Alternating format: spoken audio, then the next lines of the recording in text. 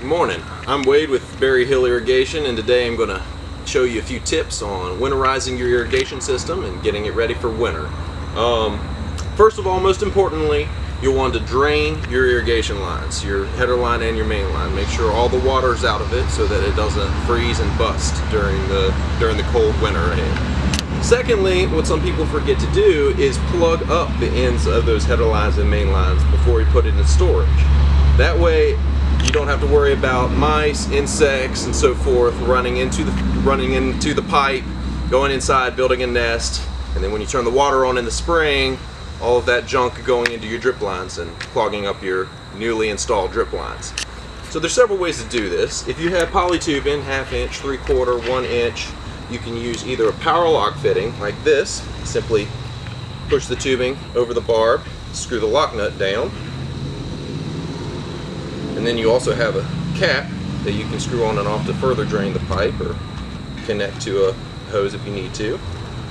Or you can use a figure 8 to slide over the pipe on one end, then you kink the pipe back like so, stick it through the other hole in the 8, slide it back, and now it's nice and kinked off so nothing can get in. If you have oval hose or lay flat tubing, which would be 1.5 inch or larger, such as this is 1.5 inch lay flat right here, you're going to want to use a PVC plug. And you're going to take it and just simply push it into the end of your pipe, like so.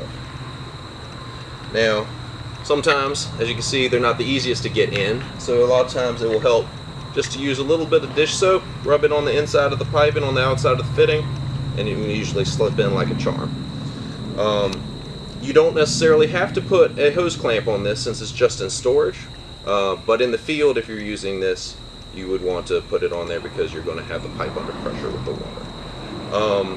You may already have some of these fittings on hand just for general running of your irrigation system through the course of the season, but you might want to have a few extras just to be able to properly winterize your system and keep it nice and in shape so it'll be ready to go next spring.